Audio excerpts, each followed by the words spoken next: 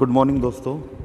हमने nervous system या topic शुरू किया था, उसी कंटिन्यूएशन में आगे अब हम नर्व इम्पल्सेस के बारे में देखेंगे। दोस्तों हमने जब सेल ये टॉपिक देखा था तब हमने देखा था कि सेल के अंदर और बाहर इलेक्ट्रिकल चार्जेस प्रेजेंट रहते हैं और उसकी वजह से जो सोडियम और पोटेशियम जो रहते हैं वो सेल के अंदर आते हैं और सेल के बाहर चले जाते हैं। हमने वहाँ पे देखा था कि जो सोडियम आयंस रहते हैं वो एक्स्ट्रा सेलुलर फ्लूइड में प्रेजेंट रहते हैं और पोटेशियम जो रहते हैं वो इंट्रासेलुलर फ्लूइड में प्रेजेंट रहते हैं। और ये जब पोटेशियम बाहर आ जाता है और सोडियम जब अंदर हो जाता है आता है तब वहाँ पे बहुत सारी इलेक्ट्रोकेमिकल चेंजेस हमने देखे थे, मतलब पॉजिटिविटी और नेगेटिविटी किस तरह से वहाँ पे रहती है सेल मेम्ब्रेन पे, उसके बारे में हमने समझा था। तो सेल मेम्ब्रेन की तरह ही हम अब यहाँ पे जो नर्वस टिश्यू है या नर्व सेल्स जो है उनमें किस तरह से इम्पल्सेस को भेजा जाता है, उसका किस तरह से ट्रांसमिशन होता है, उसके बारे में आज के इस लेक्चर में हम देखेंगे। तो अब हम शुरू करेंगे नर्व इम्पल्सेस से। तो दोस्तों नर्व इम्पल्सेस की जो डेफिनेशन है उसे हम सबसे पहले देखेंगे। यहाँ पे बताया गया है कि self propagation of wave of depolarization and repolarization along the plasma membrane of a neuron is called as nerve impulse। तो दोस्तों यहाँ पे दो तीन चीज़ें अलग अलग बताई गई है। एक है वर्ड डीपोलराइजेशन, दूसरा वर्ड है रिपोलराइजेशन, थर्ड जो वर्ड है वो है प्लाज्मा मेम्ब्रेन। और ये जो पूरी प्रोसेस चलती है वेव जो फॉर्म होती है, तो इसमें जो तीन चार वर्ड्स है उसमें डीपोलराइजेशन मतलब किसी भी सेल के अंदर कोई भी इलेक्ट्रिकल कंडीशन उत्पन्न होना, उसे हम डीपोलराइजेशन कहते हैं। रिपोलराइजेशन मतलब जो सेल मेम्ब्रेन पे पहले से ही पॉजिटिव और या निगेटिव चार्ज रहता है उसको फिर से रिगेन करना, उसे हम रिपोलराइजेशन कहेंगे। और ये जो पूरी प्रोसेस होती है वो प्लाज्मा मेम्ब्रेन पे होती है। ऑफ प्लाज्मा मेम्ब्रेन किसका? तो न्यूरॉन के प्लाज्मा मेम्ब्रेन पे ये सारी प्रोसेस हैपन होती है और उसके कारण एक वेव फॉर्म हो जाती है, उसे हम नर्व इम्पल्स कहते हैं। तो उसकी डेफिनेशन हम फिर से पढ़ेंगे। Self propagation of wave of depolarization and repolarization along the plasma membrane of neuron is called as nerve impulse. मतलब एक सेल्फ प्रोपेगेटेड मतलब सेल्फ जनरेटेड एक वेव फॉर्म होती है due to depolarization and repolarization. कहाँ पे होता है? Along the plasma membrane of neuron is called as nerve impulse. तो दोस्तों हम इसे समझेंगे कि ये नर्व इम्पल्स किस तरह से ट्रांसमिट किया जाता है। तो सबसे पहले हमें इसे समझना है कि electrical potentials are exist across every cell membrane of the body. दोस्तों हमें पता है कि हमने सेल टॉपिक देखा था तब हमने देखा था कि वहाँ पे इलेक्ट्रिकल पोटेंशियल्स उपस्थित रहते हैं, मतलब पॉजिटिव और निगेटिव चार्जेस सेल मेम्ब्रेन के वहाँ पे उपस्थित रहते हैं, क्योंकि जो एक्स्ट्रा सेलुलर फ्लूइड रहता है उसके अंदर सोडियम, क्लोरीन और बाइकार्बोनेट जैसे आयंस उपस्थित रहते हैं। उसके बाद जो इंट्रासेलुलर फ्लूइड रहता है उसके अंदर पोटेशियम, मैग्नीशियम, फॉस्फेट आयंस उपस्थित रहते हैं और ये जो आयंस रहते हैं उसके ऊपर अलग अलग चार्जेस रहते हैं और उस वजह से अब हम देखेंगे कि किस तरह से नर्व इम्पल्स आगे भेज दिए जाते हैं। तो electrical potentials exist across every cell membrane of the body, मतलब हमारे शरीर में जो सेल है उसके मेम्ब्रेन पे एक तरह का इलेक्ट्रिकल पोटेंशियल या इलेक्ट्रिकल करंट प्रेजेंट रहता है।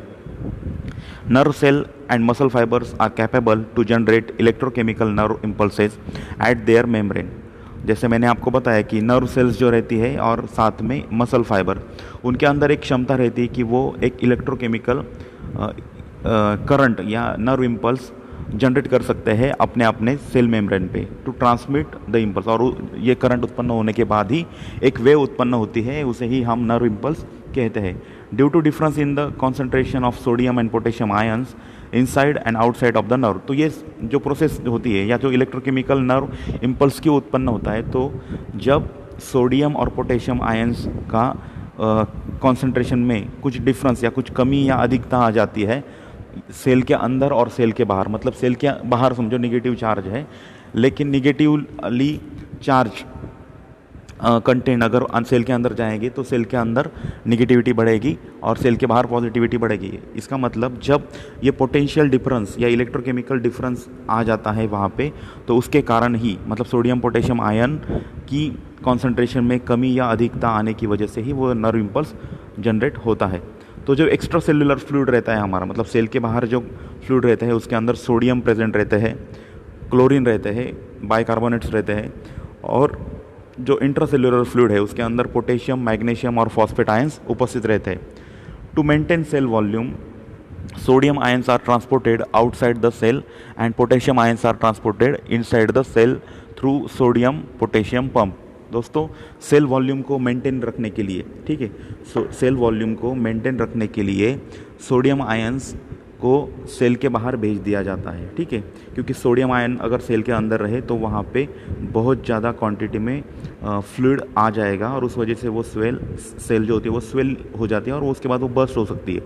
इसी कारण जो वॉल्यूम मेंटेन रखना है सेल का, उसलिए सोडियम को बाहर भेजना बहुत ज़रूरी हो जाता है और सोडियम को बाहर भेज दिया जाता है और पोटेशियम आयन को सेल के अंदर लिया जाता है। और ये जो पूरी प्रोसेस होती है वो सोडियम पोटेशियम पंप के द्वारा ही किया जाता है। और उस प्रोसेस में सोडियम के 3 आयन्स सेल के बाहर चले जाते हैं और सोडियम के 3 आयन बाहर जाते हैं और पोटेशियम के 2 आयन सेल के अंदर एंट्री ले लेते हैं, ठीक है। As sodium potassium pump there is positive charge outside the cell and negative charge inside the cell. तो ये सोडियम और पोटेशियम पंप के थ्रू सोडियम और पोटेशियम की मूवमेंट होने के बाद सेल के बाहर पॉजिटिव चार्ज रहता है, मतलब सेल के बाहर यानी जो सेल मेम्ब्रेन है वहाँ पे पॉजिटिव चार्ज रहेगा और सेल के अंदर जो मेम्ब्रेन है वहाँ पे नेगेटिव चार्ज रहता है। Sodium potassium pump it is also called as electrogenic pump. और ये इलेक्ट्रोजेनिक पंप क्यों कहते हैं? बिकॉज इट क्रिएट्स के electrical potential across the cell membrane.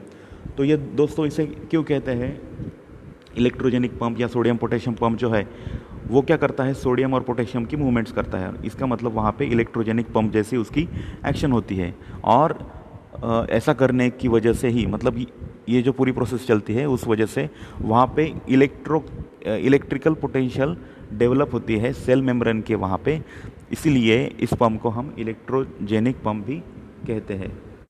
अब हम रेस्टिंग मेम्ब्रेन पोटेंशियल के बारे में देखेंगे। दोस्तों हमने अभी देखा कि जो सेल रहती है वो एट रेस्ट पोजिशन, उसके अंदर नेगेटिव चार्ज रहता है और बाहर पॉजिटिव चार्ज रहता है, ठीक है। Any cell at rest its interior is negative and exterior is positive. This potential difference between interior and exterior exhibited by the cell at rest is called as resting membrane potential. मतलब cell के बाहर जो positive charge है और cell के अंदर जो negative charge है उसे मेंटेन किया जाता है या एक तरह का वहाँ पे पोटेंशियल डिफरेंस मेंटेन रहता है between interior and exterior of cell.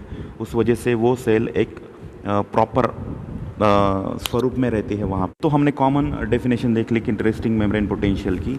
अगर हम न्यूरॉन के बारे में हमें उसे देखना है तो नर्वस टिश्यू के बारे में अगर हम इसे सोचना है तो membrane potential at which neuron membrane is at rest, that is it is not conducting impulse, is called as resting membrane potential. मतलब उसके बाहर पॉजिटिव चार्ज है और उसके अंदर नेगेटिव चार्ज है न्यूरॉन के सेल के, और वो किसी भी तरह का नर्व इम्पल्स को कंडक्ट नहीं करता है, तो उस पोजीशन को या उस कंडीशन को हम resting membrane potential of a neuron कहते हैं।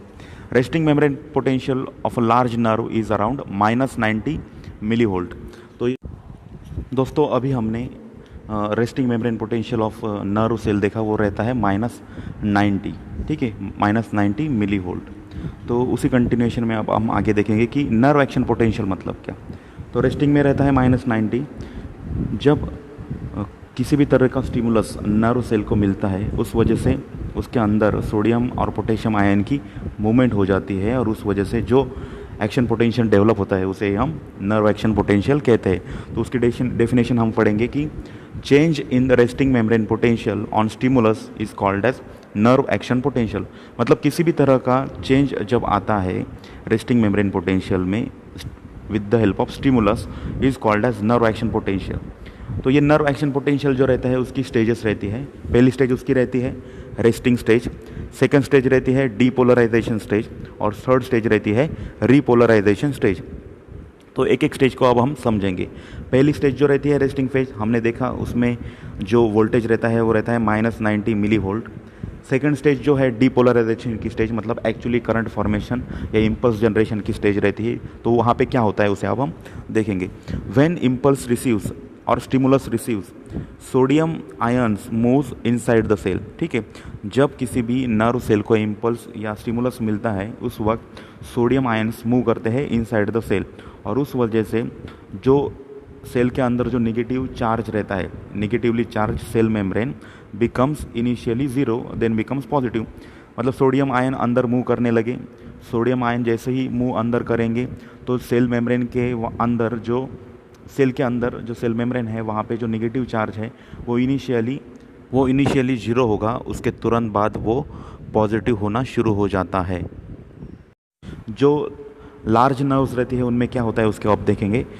लार्ज नर्व्स में भी सेम डीपोलराइजेशन रहेगा और जो रेस्टिंग मेम्ब्रेन पोटेंशियल रीच करता है अप टू 15 to 30 मिलीवोल्ट्स, मतलब 15 से लेकर 30 मिलीवोल्ट तक उसके अंदर इलेक्ट्रिक करंट या इलेक्ट्रिक जो पोटेंशियल है वो बढ़ जाता है। और इट चेंजेस फ्रॉम -90 टू -65, मतलब ये पॉजिटिव की तरफ चला जाता है, ठीक है।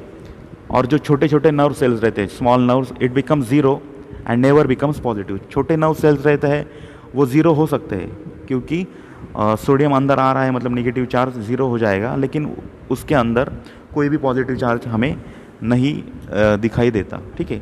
Due to depolarization action potential start, मतलब डीपोलराइजेशन होगा, मतलब सोडियम और पोटेशियम आयन की मूवमेंट जब होगी उसी वक्त एक्शन पोटेंशियल स्टार्ट हो जाता है नर्व सेल के अंदर।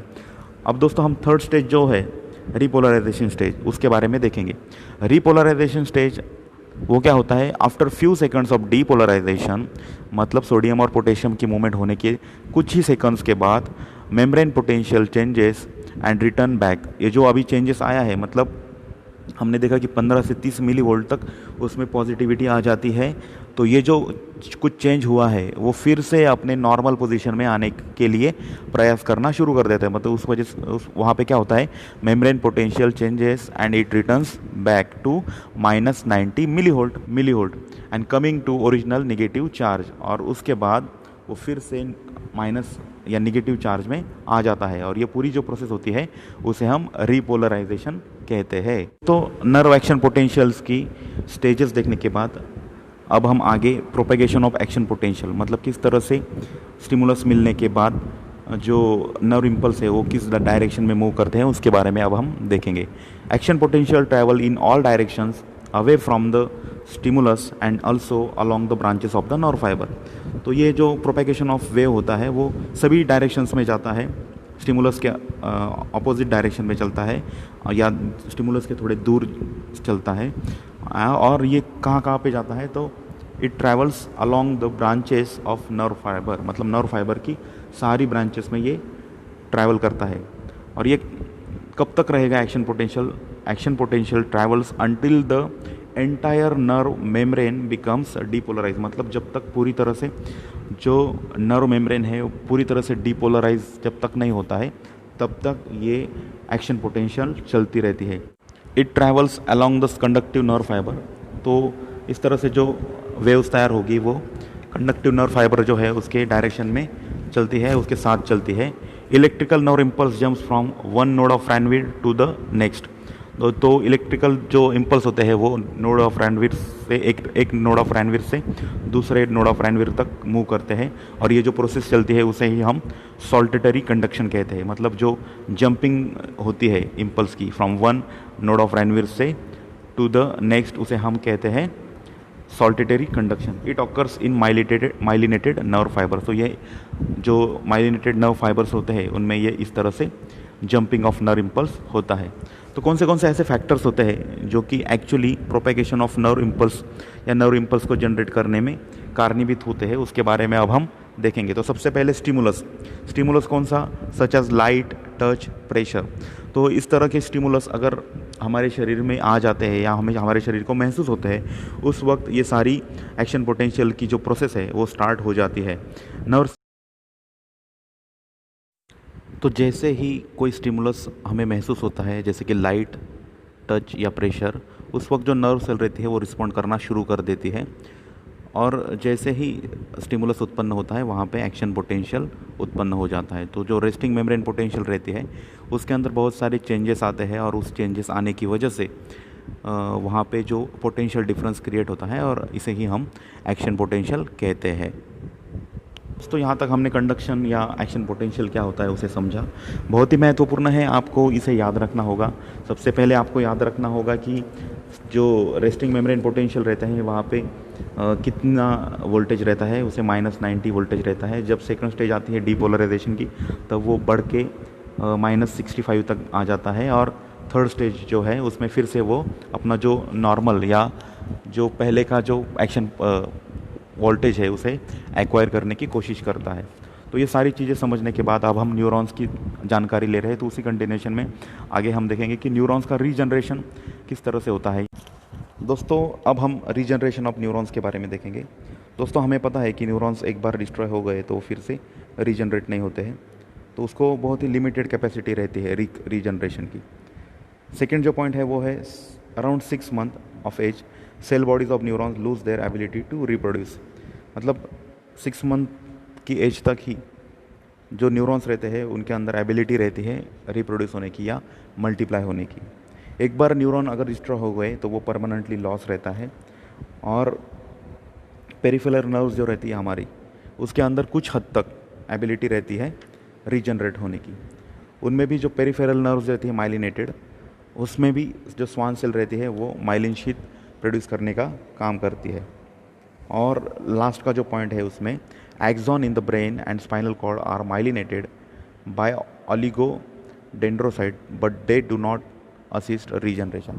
मतलब एक्सॉन रहते हैं ब्रेन और स्पाइनल कॉर्ड के अंदर, उसके अंदर माइलिनेटेड शीट प्रेजेंट रहता है, फिर भी वो फिर से रीजनरेट नहीं हो पाते। तो दोस्तों यहाँ तक हमने रीजनरेशन ऑफ नर्व्स या न्यूरॉन्स के बारे में देखा। मैं आशा करता हूँ कि ये सब टॉपिक आपको समझ में आ रहे होंगे। तो दोस्तों यहाँ पे हम रुकेंगे। Thank you.